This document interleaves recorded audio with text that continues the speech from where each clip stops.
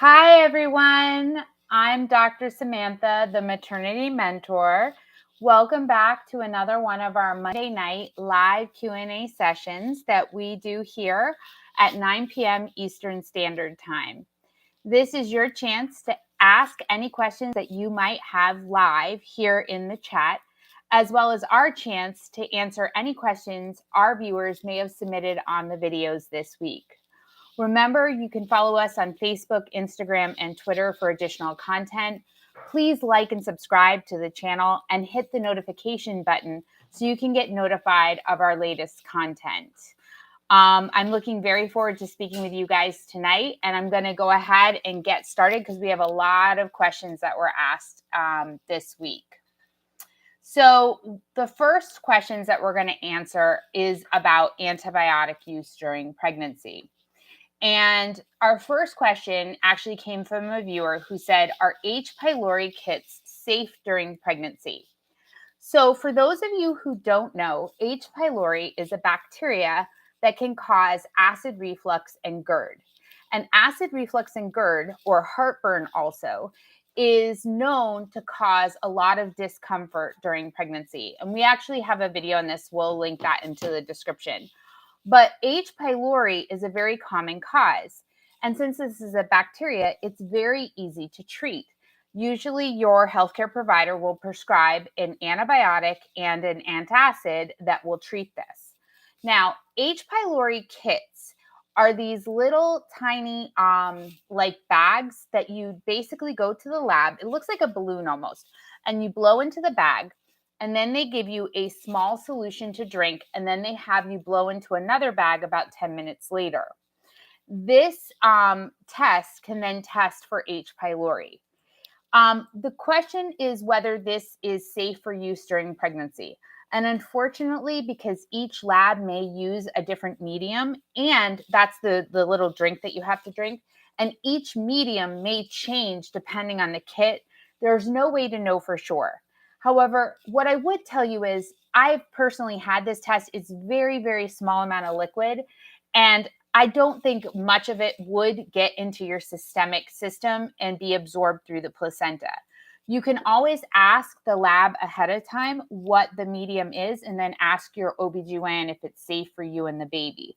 However, this is the safest way to have this test done and determine if you need some antibiotics.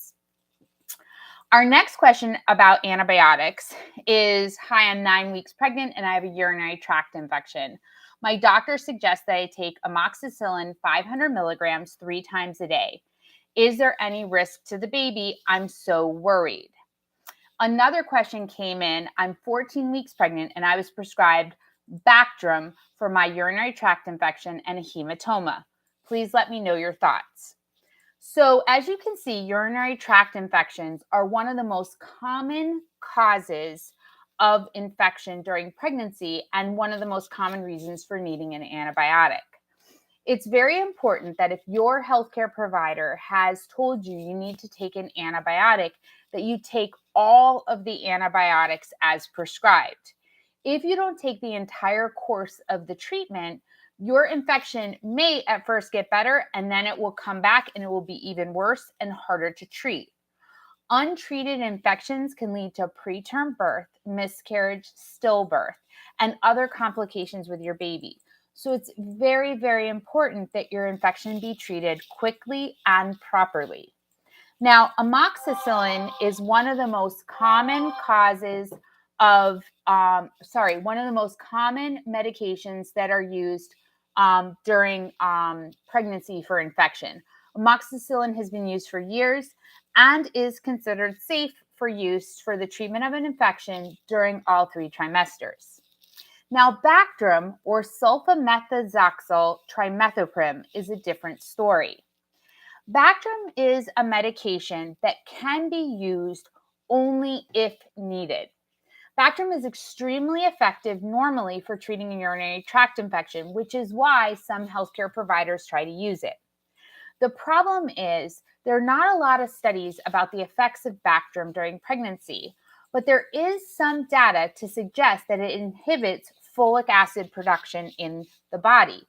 Now, folic acid is necessary for proper neural tube development in a newborn, in a fetus, a growing baby.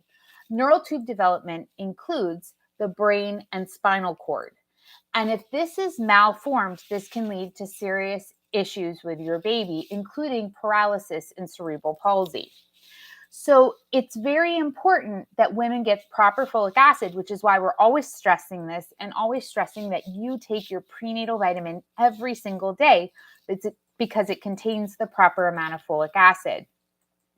In the case of Bactrim so early in pregnancy, I would suggest that you talk to your healthcare provider and find out why they're choosing Bactrim and if there is another alternative that might work as well. When you get diagnosed with a urinary tract infection, what they do is they take a urine sample and they test the urine for bacteria. Once they find the bacteria, they put it onto a dish and they grow that bacteria to figure out which antibiotic works best for killing it. Usually more than one antibiotic will work, but they try to prescribe the one that worked the best and the fastest.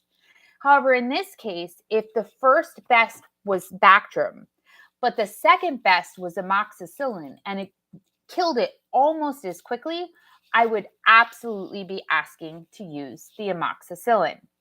So make sure you talk to your healthcare provider and ask them to tell you the risks versus benefits of using Bactrim for treatment of your urinary tract infection.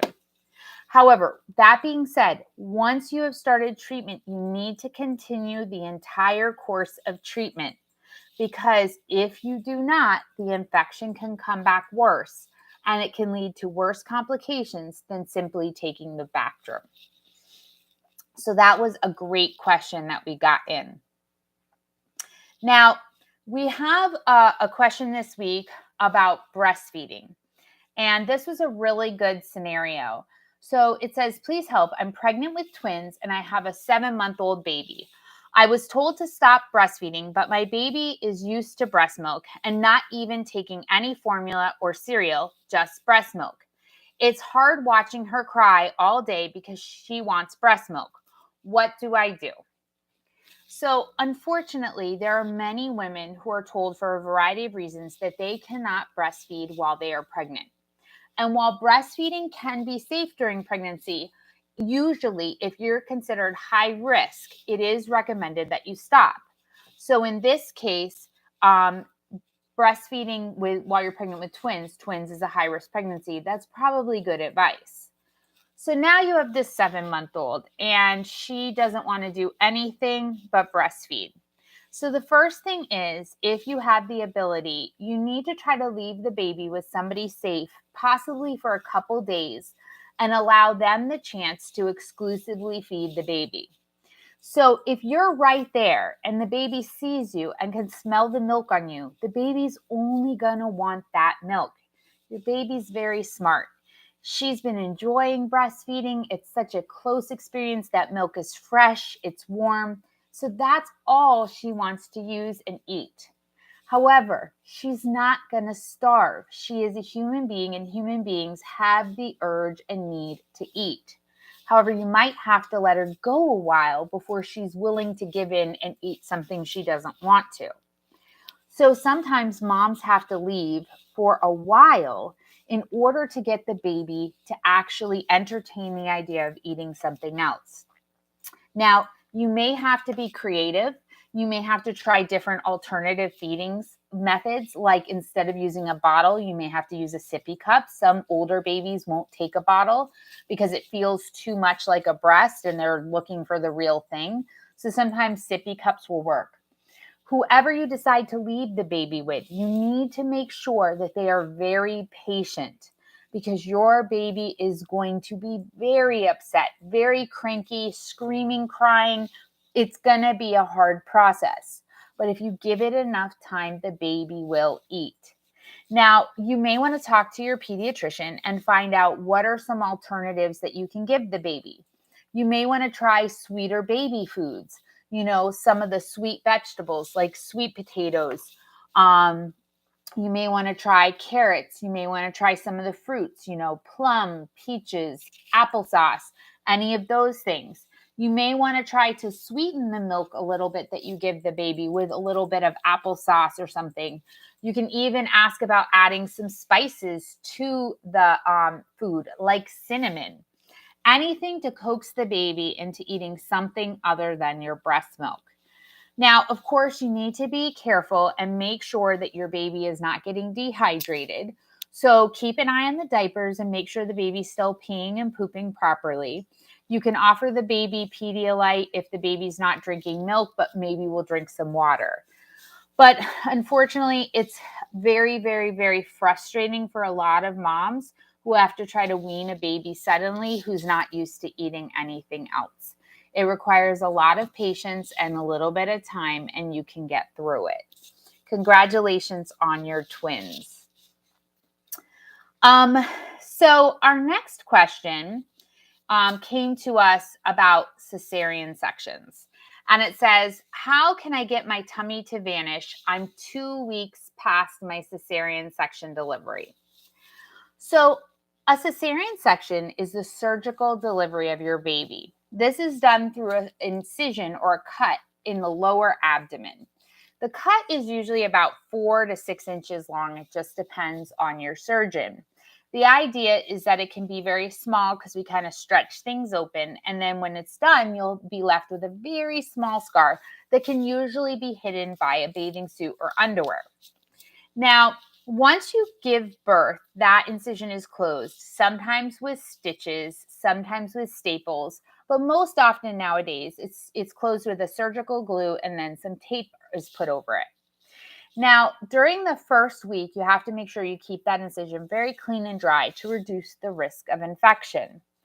And after about a week, a lot of your healing, your uterus, it's contracted back down into your pelvis, so you're no longer having that big belly sticking out, but you still have a little bit of a pouch left over from giving birth. This is kind of natural for all women. Now, it's very tempting to try to do something right away about that belly. But unfortunately, you can't do a lot in the beginning because you need to allow that incision to heal. And even though after a week or two, the incision is closed and looks like it is healed, it is actually still healing on the inside. There are stitches on the inside that are still there and are starting to dissolve. And this will take a couple more weeks before it's fully healed. So you can't do anything about the belly right now. The best thing you could do is to ask your surgeon or your OBGYN if you can use a belly band.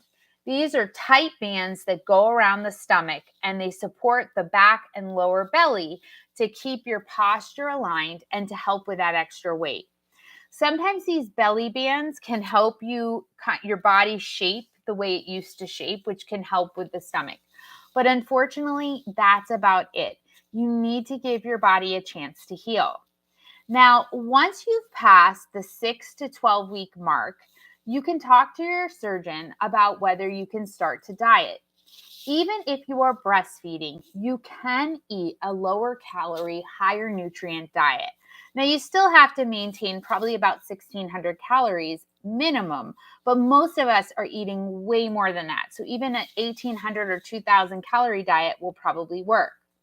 My suggestion for most people is the keto diet, and we have a video on that we'll link into the description. But the keto diet is a very, very healthy way of eating that can support breastfeeding and also help support weight loss.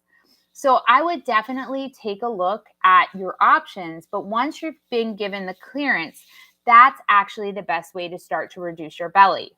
Now, a lot of people think exercise is the way that we lose weight. Exercise is good for cardiovascular health and overall health, but it doesn't really impact losing weight. What we eat impacts how we lose weight. However, it is good for your cardiovascular health, your heart and lung health, which is good.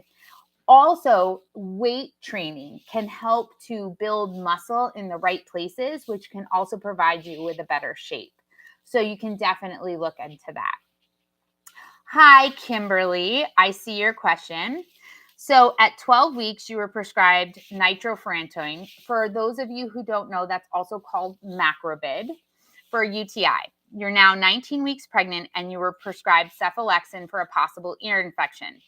I'm a bit skeptical to take antibiotics twice in my second trimester. Also, should I just take the remainder of my nitrofurantoin for the ear infection? Okay, so Kimberly, first things first, next time you take an antibiotic, make sure you take all of it because sometimes the infection will come back worse. What I will tell you actually is that it's okay to take antibiotics twice during pregnancy, like twice during any trimester. That's fine. If you need an antibiotic, you can take antibiotics. Honestly, some people end up taking antibiotics 3 or 4 times for a variety of reasons. They'll get 2 or 3 different infections. However, I would tell you to possibly hold out. So while most infections, we have to seriously worry about the health of the baby, ear infections are generally limited to the ear and sinuses and very rarely can turn into a systemic infection or a total body infection that could be a problem for your baby or for you. Furthermore, there is now a lot of research for children that says that they should not be given antibiotics right away if they have an ear infection. In fact, a lot of the new data says that kids should be given a chance to fight off the infection naturally, because what's been happening is antibiotic resistance has been increasing because we overuse antibiotics. So what I would tell you is, if they're not 100% sure that you have an ear infection, I'm not sure I would be taking that antibiotic yet either. Now, I would also ask the provider, could you use an antibiotic eardrop instead of a full antibiotic? Now, I'm going to tell you they're probably going to say no, because the idea is they're thinking you have an infection kind of up here that's gone into the ear. And usually antibiotic eardrops only work after your eardrum has ruptured. However, it doesn't hurt to ask, because an eardrop is more localized than a systemic pill that you might take, the cephalexin. If you're not running a fever and you just keep an eye on your symptoms, you might be able to wait. I would call your OBGYN and ask, but you probably can take a little bit of Tylenol if you needed it. And I would just keep monitoring your symptoms. Now, one natural thing that you can do, most ear infections, again, are caused by a clog here. The ear can't drain fluid because this whole area is congested. So one of the things you can do is just plain old saline drops. Now, make sure if you go to the store to get them, they're saline drops, not the Afrin, not the Benadryl, nothing that has anything other than saline. But you can actually use saline drops, and that can help drain the sinuses, which may help alleviate the ear stuff. The other thing you can do is take steam baths. So you can actually go into your bathroom and run the shower or the bathtub and let the whole area get steamy, and see if that helps to clear out your sinuses naturally. Those two things may help to improve all that ear stuff that's going on. Now, of course, let's say you do have to take the medication, because that may end up happening. Cephalexin is safe for use during pregnancy. So if you do end up needing to take it, Kimberly, go ahead and take the entire prescription as prescribed, because you don't want to take part of it, feel better, and then have the infection come back. But that's a great question. And honestly, if you really aren't that symptomatic, I'd probably be waiting myself. So great question. Thanks for asking that. I'm going to go to the next question, which is about pregnancy and depression medication. Okay. So you're welcome, Kim. I'm taking 20 milligrams of Paxil, and it's the best thing for me. I'm able to be myself without being riddled with panic. There's a chance I'm pregnant, and I'm finding conflicting information, even from my psychiatrist. He said to get off right away, but I found people who have had completely healthy babies on it. I'm scared and feel selfish for even wanting a child while taking this medication. So this was a great question, and this is one of my areas that I'm truly passionate about, which is treating depression, anxiety, and other mental health disorders while you're pregnant or breastfeeding. So Paxil is an SSRI. That's a selective serotonin reuptake inhibitor. Basically means we're giving you serotonin. We're boosting up your serotonin, and that helps treat anxiety and depression. So SSRIs are the same category as Prozac and Zoloft and Celexa, other medications you may have heard of. And so we hear about these medications and we know that most of those medications are safe. So why is Paxil not safe? So years ago, there was a study that was done on Paxil, and it showed there was an increased risk of cardiac defects associated with Paxil use. Now, one of the things that we found is since that time, that study has been replicated, but the results have not been. They've not been able to prove this link. Additionally, the study itself had some flaws. So now it looks like there may not be any increased risk with Paxil. However, as a result, and because this is the only medication in this category that has ever had a result like this, pretty much it's recommended that you don't take Paxil if you can help it, because there are other options in the same category that may work as effectively for you. Now, one of the things we do know is that untreated anxiety and depression, or poorly treated anxiety and depression, can lead to a whole bunch of issues, including miscarriage, stillbirth, small for gestational age, difficulties feeding, difficulties with temperature, difficulties with blood sugar after the baby is born. So it is better to treat depression and anxiety than to treat it poorly or leave it untreated. And if Paxil is the only medication that has ever worked for you, it would be better for you to take that medication than nothing at all. However, you may want to see if your psychiatrist would be willing to do a trial of one of the other SSRIs like Zoloft, Lexapro, or Prozac. Now, the other thing that you should be aware of that was mentioned in this question was seeing that other people have had healthy babies. So for any medication, so for all of you wondering, antibiotics, blood pressure medications, diabetes medications, depression and anxiety medications, any medication that is offered to you, if there is a risk, it is a risk. It is not a guarantee. Okay? So that means that they've shown that it's more possible, higher likelihood that certain things might happen, but it is not a guarantee. Example would be lithium. Lithium is known to cause cardiac malformation called Epstein's anomaly. It doesn't happen in 100% of pregnancies. So there's always a chance with any medication that has a higher risk that this will not occur during your pregnancy. So this is why it's a risk-benefit analysis, because we know that there's an increased chance, but not a guaranteed chance of an issue. So that was a great question. I know it's very scary to try to make those decisions when you are having anxiety and depression. Definitely have a conversation with your psychiatrist and your OBGYN. I would tell you, if you have never trialed Prozac, Zoloft, Lexapro, to talk to them about maybe trialing that. And if they are not effective for you, maybe you go back onto the Paxil in the second or third trimester. So I would talk to them about it. Now, I have another question which says, I'm taking citalopram plus olanzapine and duloxetine. Are they safe during pregnancy? So the citalopram part of this question, it's hard to say. I either believe the viewer was saying S-citalopram, which is ESCIT, or citalopram. So S-citalopram is Lexapro and citalopram is Celexa. So both of these medications, again, are SSRIs, and they are safe for use during pregnancy to treat anxiety and depression. Olanzapine and duloxetine. So duloxetine is also known as Cymbalta. And Cymbalta is an SNRI. So it boosts serotonin and norepinephrine. Cymbalta is a new SNRI. It treats anxiety and depression. It can also be used for fibromyalgia and pain. It's not a controlled substance and has a pretty safety profile. However, because it is newer, we don't have a lot of data on this related to the use during pregnancy. It is believed to be safe, and part of the reason why they base that is off of its cousin, Effexor.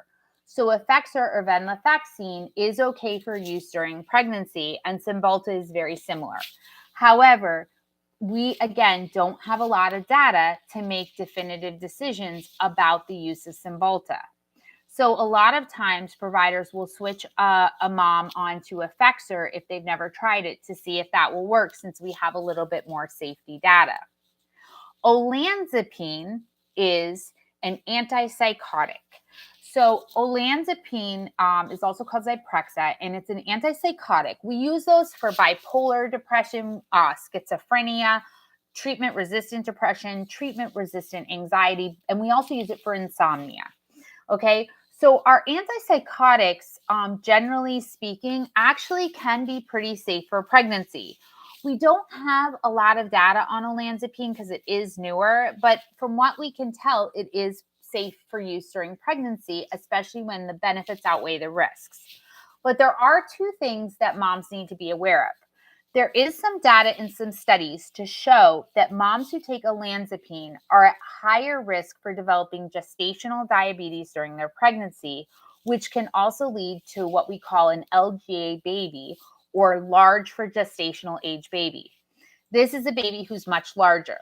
Now, if you have an LGA baby, this might put you at risk for needing a C-section and not being eligible for a vaginal delivery.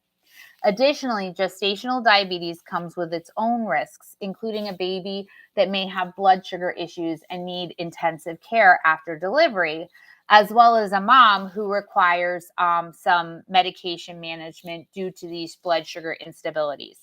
Having gestational diabetes while pregnant also puts you at risk for developing regular diabetes as an adult. So that's definitely something that you have to be mindful of when you're making the decision on whether to be on olanzapine or not. For any of you who are joining us, thank you so much. I'm Dr. Samantha, the maternity mentor. Please feel free to put any of your questions into the chat and we'll try to get to them.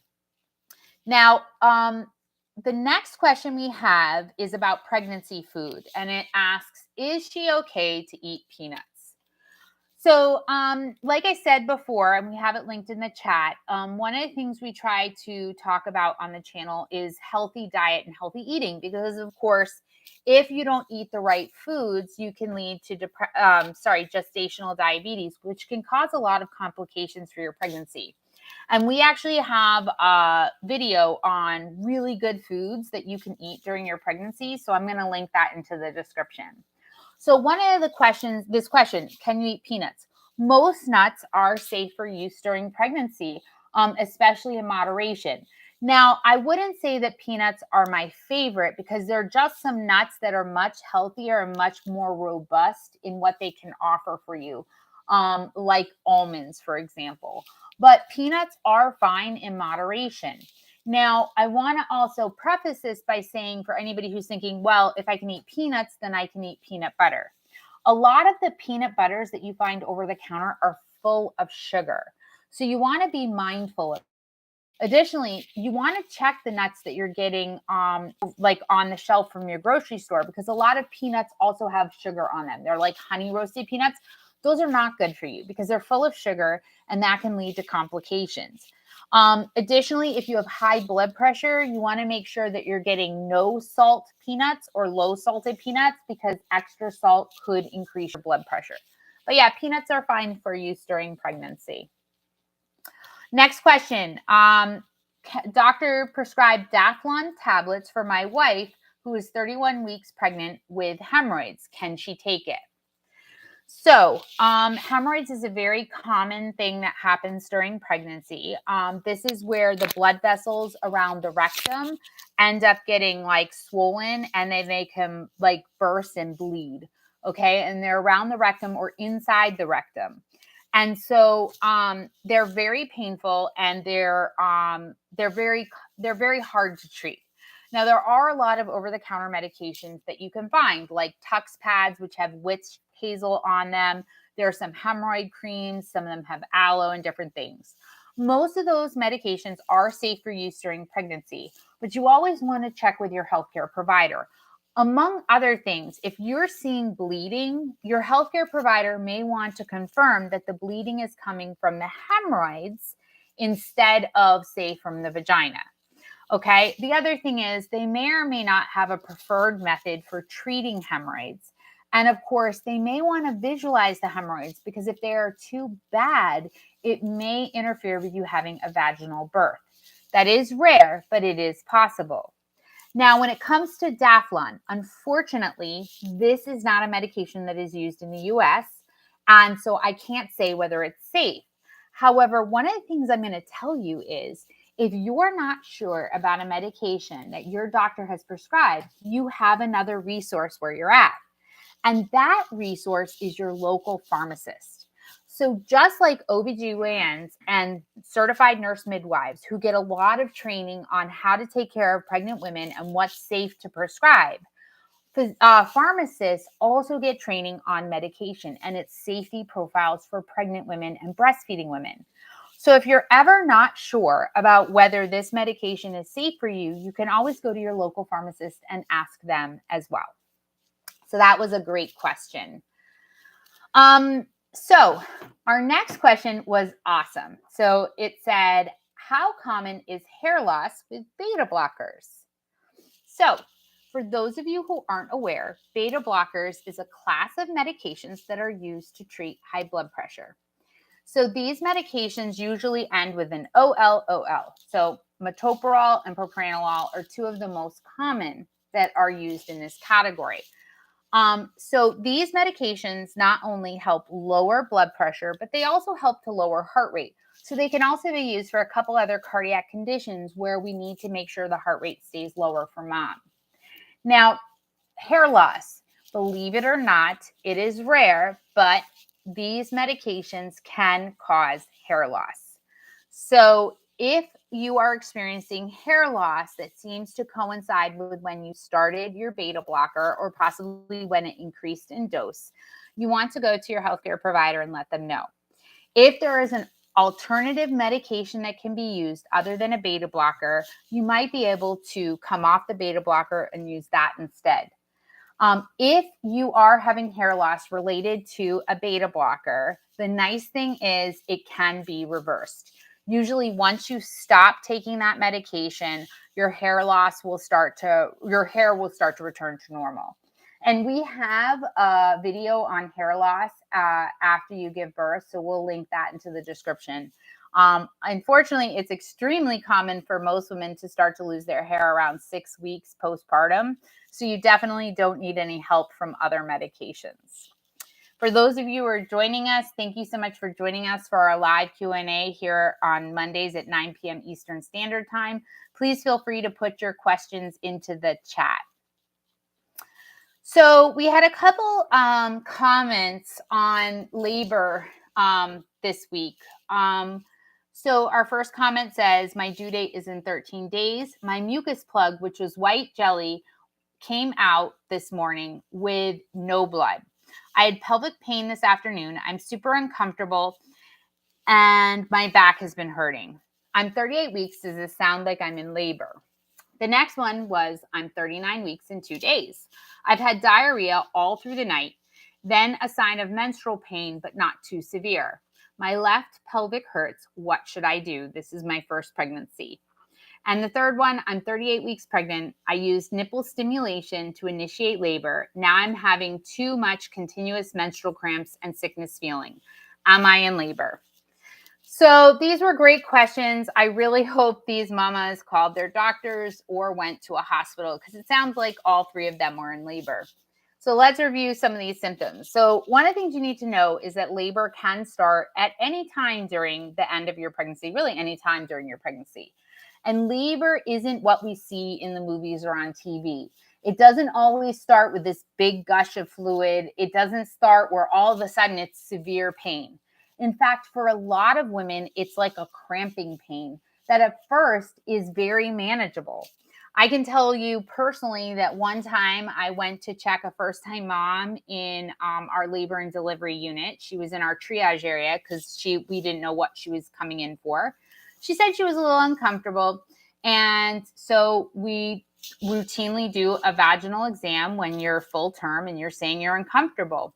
She was just there on her phone, and every once in a while she'd say her back would hurt. When we checked her, this mom who looked like nothing was going on was 10 centimeters, and she delivered her baby within 15 minutes of that exam. So not everybody has severe pain. In fact, the reason why so many women can have natural births is because for many women, the pain is very tolerable. It's discomfort. So when you're having a cramping pain, especially like menstrual cramps at the end of your pregnancy, you should assume that that is potentially contractions. And part of the reason for this also is as long as your water or the amniotic sac is intact, contractions are less strong. They're still doing their job. They're still working to actually cause your cervix to dilate, but they don't hurt as much. Diarrhea is another common sign of labor. So diarrhea happens because your lower intestines sit right there next to the uterus. And if your intestine and rectum is full of stool, it's going to be hard for the baby's head to come down for a vaginal delivery.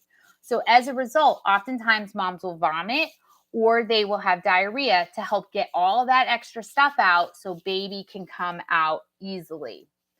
Now, one of the moms said that her mucus plug came out, a white jelly thing. And that sounds like a mucus plug. The mucus plug is basically you have your uterus, and then at the bottom of your uterus is the cervix, which is right here. And the cervix should be long, thick, and closed while you're pregnant. Now, it's never fully closed. So in this little tiny slit here, there's what we call a mucus plug. And the mucus plug basically prevents bacteria traveling up into the uterus and potentially infecting the uterine wall or the amniotic sac, which could cause complications. When your cervix starts to dilate, that mucus plug will fall out, and that's what you see. But this does not happen for everybody. For some people, it's a very obvious little jelly-like sac, and for other people, pieces come out and they don't even realize it. So you can't assume that because you see mucus plug that you're in labor or not, because a lot of women also will be dilated 1, 2, 3, 4 centimeters and walk around like that for 4 months. And they're not in labor, and the pregnancy is completely healthy. It's not cervical incompetence. It just is. So, it's one of those things you got to kind of look at everything else. Now, finally, if you don't feel good, you need to contact your healthcare provider or go to the hospital to get checked out. Not feeling good, being close to the end of your pregnancy with some of these symptoms, it's a sign that you need to be looked at. Some women, they don't feel good because they're starting to develop high blood pressure, which can happen right at the very end. And so you want to make sure somebody looks at you and checks you and the baby to make sure everything's okay. Now, our last question, she mentioned nipple stimulation. So nipple stimulation is where you pump or you use your fingers or something else to stimulate the nipples, which releases oxytocin. So oxytocin is the milk ejection hormone. It's the hormone that tells milk to come out, but it is also the hormone that causes uterine contractions, which is why nipple stimulation is sometimes used to help stimulate labor. Nipple stimulation should never be used unless it has been approved by a healthcare provider, because you can cause preterm birth using nipple stimulation. So understand, a baby who is born before 39 weeks is considered preterm. Between 37 and 39 weeks, there's a whole bunch of brain development that happens. That brain development is related to sucking and swallowing, or how well your baby eats. And it's also related to temperature control and sometimes even blood sugar control. Additionally, those last 2 weeks, the baby can gain up to 2 pounds, which is normal. And those 2 pounds can make a huge difference on whether your baby recovers properly from birth or whether your baby possibly has to go to the neonatal intensive care unit because they didn't have enough stores to tolerate a long labor. Additionally, there's a lot of maturity that happens in the liver to help assist with bilirubin and jaundice. So if your baby is born too early, there's a higher risk for that. And we actually have a video on jaundice, so we're going to go ahead and link that into the description. So you cannot use nipple stimulation on your own. However, nipple stimulation can be a very effective way to prevent having a C-section because it is so effective. So talk with your OBGYN or healthcare provider. Many OBGYNs will give you a regimen that you can actually start this at 37 or 38 weeks, but under strict guidelines.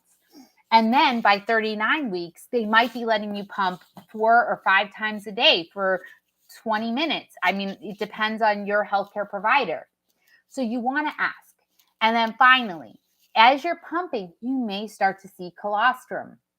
Do not throw this colostrum away. This colostrum is worth everything.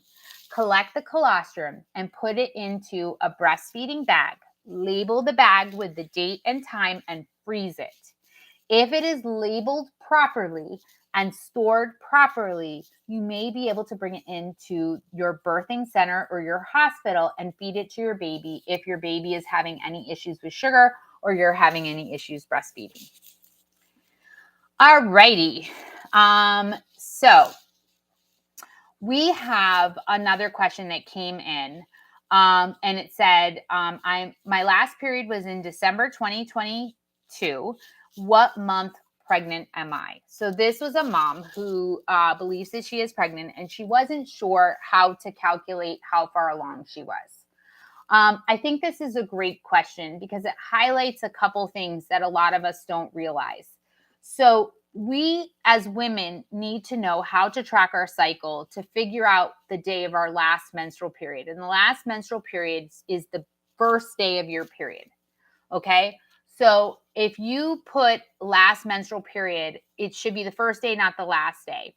Now, our cycle, generally speaking, lasts for 5 to 7 days. And about 5 to 7 days later, we ovulate. And that's where we release an egg into our fallopian tube. So this is the ovary. It comes out into the fallopian tube. And the fallopian tube is connected to the uterus, right? And somewhere in there is usually when the egg actually gets fertilized with sperm. The sperm comes up and goes into the fallopian tube and it gets fertilized. And an ectopic pregnancy is actually where that fertilized egg kind of attaches there in the fallopian tube and doesn't move into the uterus. Now, if the baby, the fertilized egg or your future baby does move properly, it moves down into the uterus and it attaches to the uterine wall. Now, that process will usually happen about 15 to 20 days after your last menstrual period, that first day of your period. And then you can go from there. Generally speaking, if you wanted to kind of do quick math, there's probably calculators on the internet you can find. But if your period was in December and you were pretty sure you got pregnant in December, you're approximately 6 to 7 months pregnant. Now, here's the thing. Sometimes we will stop having our period, but we are not actually pregnant. So if you're not sure if you're pregnant, you need to take a pregnancy test.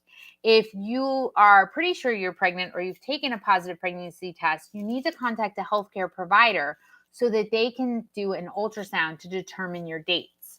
So the ultrasound, which is the picture of the baby where they run a probe on the outside of your body, that ultrasound can actually date your baby by measuring the bone length that they see of the baby's shin bone or lower leg bone. So that measurement can tell you a lot better how far along you are in your pregnancy. It's extremely important that you know because you want to know, you want to be prepared. You want to make sure you're getting proper testing done prior to delivery. You just want to make sure everything is good. But generally speaking, somebody who became pregnant in December would be about 6 to 7 months pregnant right now. That was a great question. So we get a lot of questions every week about pregnancy and bleeding. Bleeding is extremely scary during pregnancy because it's not normal. You know, bleeding is expected during delivery, but other than that, we don't want to see bleeding. So the first comment was, this is my first pregnancy and I started bleeding on Sunday. What should I do? Another question. My wife is 6 weeks, 1 day. She started having pinkish bleeding last Saturday and red bleeding Sunday. Went to the doctor yesterday. He said it's a threatening miscarriage. We actually saw the baby's heartbeat, which gave us hope. Now, 1 day after she's continued to bleed, she's starting to fear the worst. We have another scan this Friday. I'm confident, but my wife is really worried. Doctor did mention she has to be resting at all times. I'm so lost trying to Google and YouTube as much as possible. Hi, doctor. I'm scared. I'm 6 weeks pregnant. I went for a scan and a granule uterus and was seen with a gestational sac, but no fetal pole. I'm having back pain and some blood coming for 4 days. Please help. What could be the cause? I've been spotting a dark brown color for 2 weeks. I have a positive pregnancy test and blood test, but they didn't see anything in my ultrasound. What might be happening? I took a pregnancy test and it came back positive. I was 4 weeks pregnant and I started light bleeding when I was 5 weeks. So I'm confused about whether I'm pregnant or not. And the final one, I'm 10 weeks pregnant today. First time I experienced brownish discharge, and after a few hours it stopped. No stomach ache. I feel normal. What is the possible reason? Because my husband is in another country and I don't know what to do. So as you can see, these are all stories, comments, and questions from a variety of viewers who are concerned about bleeding. So let me talk about some of what we heard there.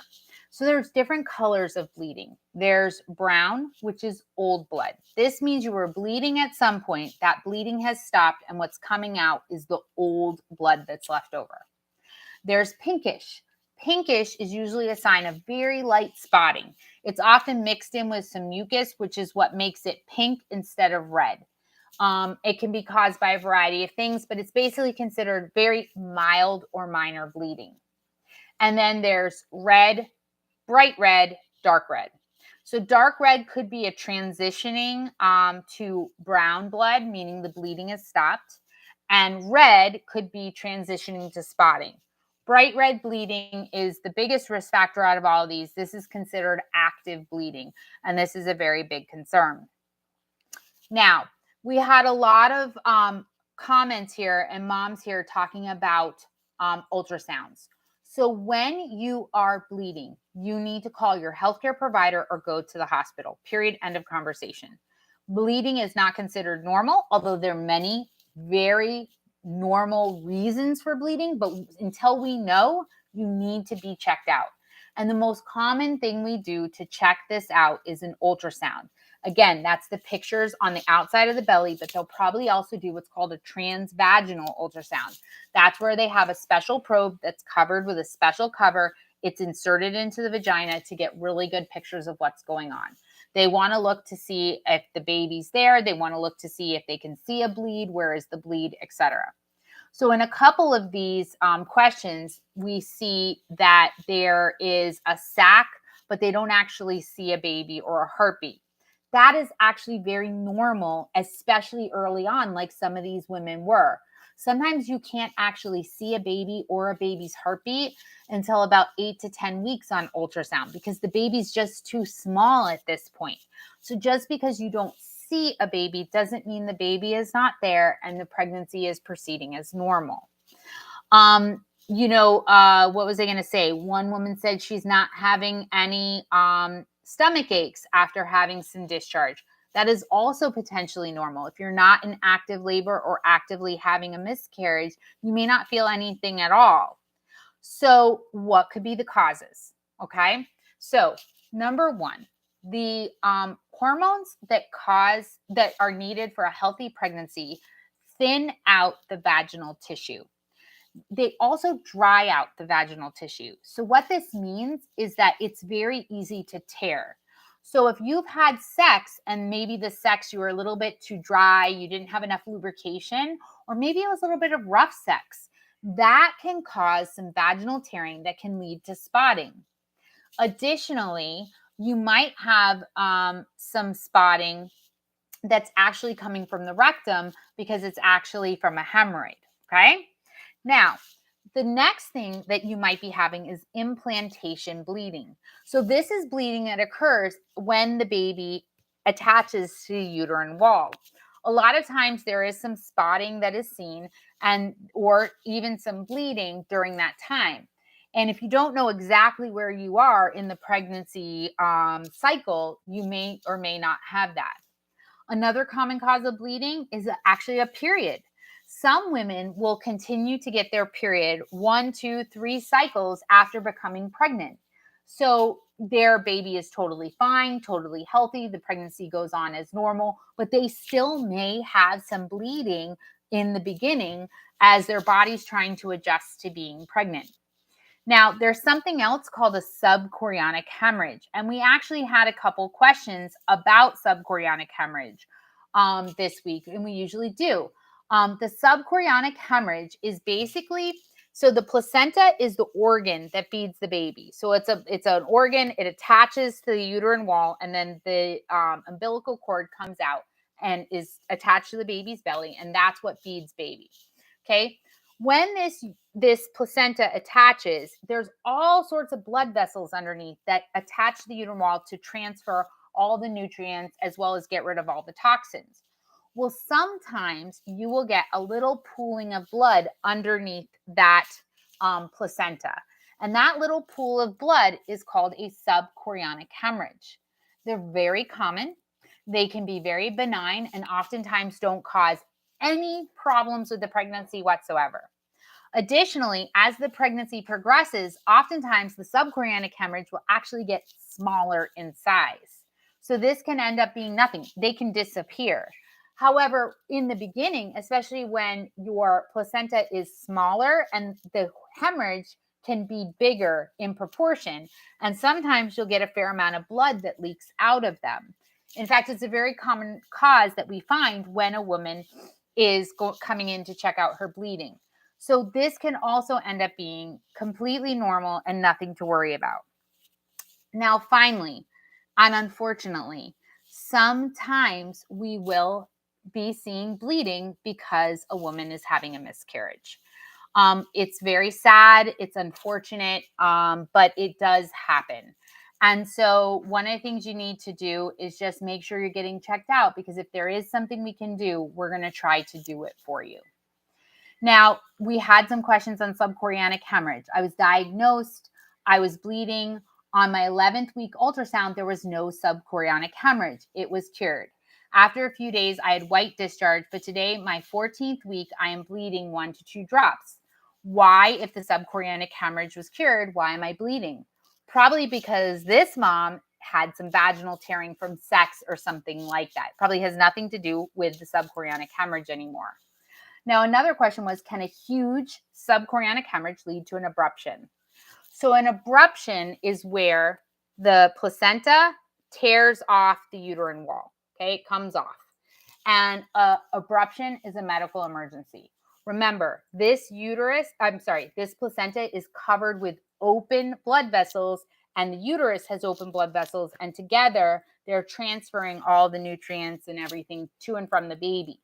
If this placenta comes off prematurely, an abruption, the baby and mom can bleed out. The second we know there's an abruption, it's considered a medical emergency, and it's an emergency C-section. There is no pass and go. We're doing it. Abruptions are usually associated with severe pain, and it's something we have to take care of. Now, in theory, could a huge subchorionic hemorrhage potentially cause an abruption? Yes, in theory, it could, because that area could clot off and it kind of leaves a part of the placenta that's not as firmly attached. However, that's extremely unlikely. Okay, that's very, very unlikely that would happen. Okay, so we had some questions on sex and pregnancy. So a woman's cervix is not opening after 9 months. Can sex help? So this is a great question. So as long as you're able to have sex, that it hasn't been prohibited because something's going on with your pregnancy, sex can actually help for 2 reasons. Number 1, if you have good sex, which hopefully you are having, you are going to have an orgasm. So orgasms cause a release of oxytocin. Oxytocin, remember, is that hormone that helps the uterus contract. So when you have an orgasm and you release that oxytocin, you'll start to feel uterine contractions. And uterine contractions are what are responsible for opening up the cervix or dilating the cervix. Second to that is semen. So if your partner is male and your partner has an orgasm inside your vagina, he releases semen in there. His semen is full of prostaglandins, and prostaglandins are a type of hormone that can help to ripen and soften the cervix, making it more likely to dilate. So one of the things you can do is you can actually have sex, and when you're done, you can lay on your back, prop your hips up with a pillow, and so that your pelvis is angled up to allow the semen to kind of seep down and sit next to the cervix. And what you can do is you can do this for about 5 to 10 minutes, no more than that, because it's not good for you or the baby to be laying on your back. But this may or may not be able to help soften and ripen the cervix. So yes, sex can sometimes help. However, don't have sex if you've been told not to. Twins. I am in a twin pregnancy, last trimester, what to expect. So there's several different twin pregnancies. I'm only going to address this one. A pregnancy is actually meaning a dichorionic, diamniotic pregnancy. So chorionic refers to a baby's placenta. Di means two. So these are two babies with two different placentas. Diamniotic means they have two different amniotic sacs. So for all intents and purposes, these are two different babies that happen to have been fertilized at the same time. So they're just sharing a belly. And we have a video on twin pregnancies that we're going to link into the description. For a twin di pregnancy, it's actually very similar to having a single baby. You're going to be looking to, if your baby is head down and in the right position, they're going to allow your body to dilate. And as long as the babies are doing well, they're going to allow you to attempt a vaginal delivery. Now, of course, it depends on baby's positions. If they're head down, you should be good. If they're butt down, no good. That's breech. You're going to have a C-section. If your babies are sideways, they may try to rotate them using an external version. That's where they put their hands, your OB will put their hands on your belly, and they try to move the babies into position. Now, no matter what type of position your babies are in, you are probably going to be delivering in an operating room, and it's going to be set up as if they're ready to do a cesarean section. This is because at any moment in time, one baby may have an emergency and the other baby, even though the other baby may be fine, you have to have an emergency C-section for the one baby. It is also possible that your one baby will be delivered vaginally and your second baby maybe is lying sideways, and no matter what they do, the baby won't turn head down, and now you have to have a C-section for the other baby. So as a result, most twins are born in the hospital inside an operating room to help be ready for any emergency surgeries that might happen. However, just because you're brought into an operating room to deliver does not mean you have to have a cesarean section. In fact, many women will have a very successful vaginal delivery inside an operating room. We're almost done here. I do have a couple more questions that I want to get to, so we may end up going just a tiny bit over, but we're almost done. We had a great question about yeast infections. So I've tried 6 doses of fluconazole, nystatin cream, and I've also treated my son for thrush with miconazole. I've also tried Nelstet pills. My son's thrush is gone, but I'm still having severe pain breastfeeding, and the treatment isn't showing any signs of improvement. What do you think? What do you do if your thrush is treatment resistant? I had it vaginally throughout pregnancy, and none of the creams worked either. So this mom is referring to yeast infection in the breast, which is very common and very painful. The first thing you should know is that a lot of the pill treatments that they use, the fluconazole, they don't often give you enough treatment. Unlike a vaginal yeast infection where fluconazole you can use for 3 days, for breast yeast, you need to use it for 2 to 4 weeks. Okay, and that's oftentimes something that isn't done properly. So if you haven't been treated for a long period of time straight, you need to do that. At the same time you're being treated, even if your baby doesn't show signs of a yeast infection, your baby needs to be retreated because oftentimes they'll have subclinical yeast and they keep reinfecting you. We have a video on yeast infections when breastfeeding, so we'll link that, but you need to have very, very good hygiene. One of the things you can ask your pediatrician about is using gentian violet. This is a very old treatment. It's a kind of chemical. It's very purple. And you coat the baby's mouth and you coat your nipple, and it can help with its anti-yeast properties to help with your yeast infection. You have to be really careful because you could stain all your clothing and stuff, but it is fairly effective, although it's hard to find nowadays. Finally, I also recommend for somebody with a treatment-resistant yeast infection that they go to a breast cancer specialist. Breast cancer specialists are the specialists for breasts. They're used to identifying different infections and treating different infections. They have the best imagery. They can look to see if there's anything else going on that somebody else might not have caught. So even though you probably don't have breast cancer, oftentimes these breast specialists can be your best resource and where I totally send women. Our second to last question. I'm 15 weeks pregnant and I have been bleeding and spotting. My cervical length is 3.8. I've had no complications. But my doctor told me to start taking some tablets for the bleeding. I'm assuming this is progesterone. She is just wondering what could be the cause of her problem. She said 2 years ago, she had a miscarriage at 15 weeks and the doctor dilated her cervix with tablets, and she doesn't know if that's caused cervical weakness. She also mentions that she has a subchorionic hemorrhage. She called it a retroplacental collection measuring 1.5 by 1 centimeter. That's a subchorionic hemorrhage. So if they say there's a collection of blood, that's what they're talking about is subchorionic hemorrhage. So when you get dilated with a previous miscarriage, this does not cause cervical insufficiency or cervical weakness. It just simply allows the cervix to dilate, which is actually better for you than doing what we call manual dilation through a DNC, which is a procedure to scrape out the side of the uterus if a miscarriage is not proceeding normally. Okay. And when we manually open up the cervix, that can actually cause issues. Using a medication allows it to dilate slowly and naturally. So this is actually the safer way to do it.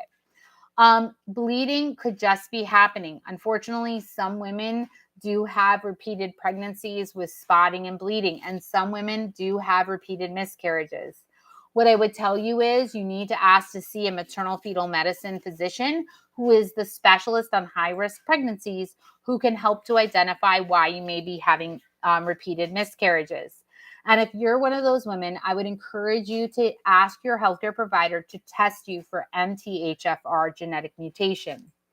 MTHFR is a genetic mutation that affects how well we process folic acid.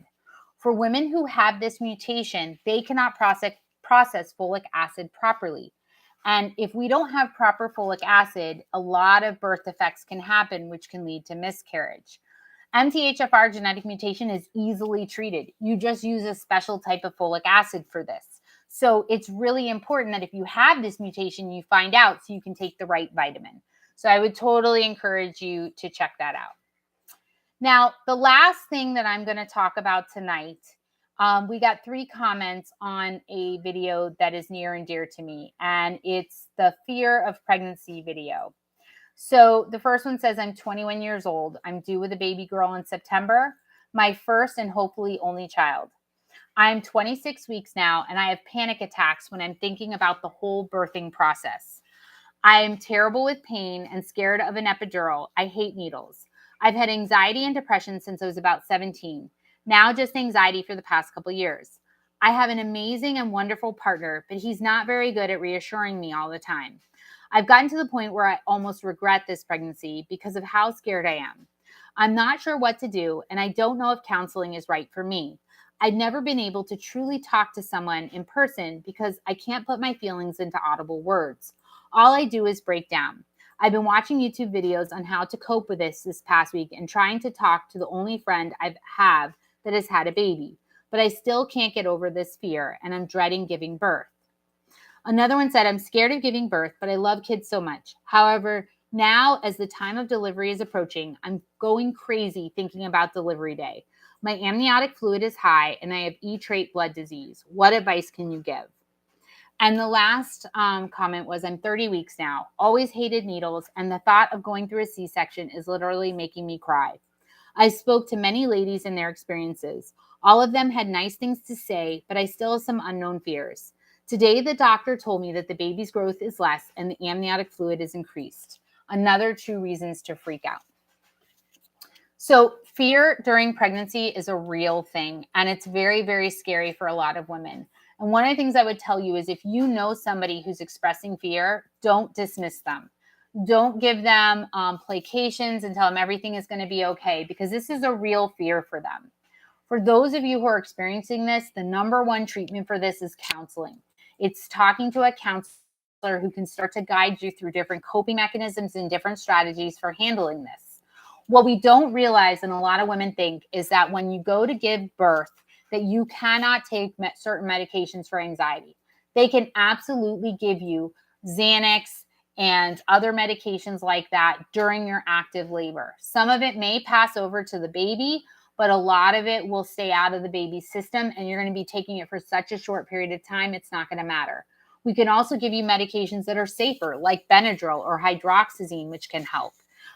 There are other pain medications that can be given to you, including stuff like Percocet during your birth, morphine. It does not have to be an epidural. You have the right to ask to be given the gas and be put to sleep during your C-section. Some women want to do that if they need a C-section. Those are all acceptable alternatives to getting, for example, an epidural. I would totally suggest that you get a doula. If you have the ability to afford a doula, get a doula. Doulas are one of the most wonderful birth resources you can have. These are men and women who've been trained to be birth support. They're your advocate. They are there to help you, to guide you, to give you education, to help advocate for you, and to be there when you're scared, to hold your hand. A doula can be infinitely wonderful. And I will tell you we'll link a description for that in the description of a video we did. And there's also techniques like hypnobirthing. Hypnobirthing is a wonderful thing that many women can use to help get through the pain of labor without using any medication. And it's extremely effective. Please talk to your healthcare provider. You may need medication like Zoloft or Prozac to help with the anxiety and depression. There's nothing wrong with this. Some of this fear may simply be a chemical base. This is not meant to dismiss you, but to understand that while your fear has a real basis, it may be exacerbated by other things going on that you have no control over. So medication may help to calm some of it. It doesn't necessarily get rid of it, but it calms it. The bottom line is you are not alone. Talk to somebody. Talk to anybody. There are support groups for this, and this is a real thing. And I really, really encourage you to just reach out to your village and ask them for help. And with that, we're going to end tonight. I know we went a little long. I appreciate all of you who stayed with us. My name is Dr. Samantha. I'm the maternity mentor. Please join us every Monday at 9 p.m. Eastern Standard Time, where we answer all the questions that you've had or submitted through our videos throughout the week, as well as any questions that you answer to us or ask us live. Thank you so much, Shoshana. We are here again, 9 p.m. Eastern Standard Time. Please remember to, like and subscribe to the channel, hit the notification button. We're on Facebook, Instagram, and Twitter. Share our channel with your friends and family. We appreciate you so much. I'm Dr. Samantha, the maternity mentor. Bye for now.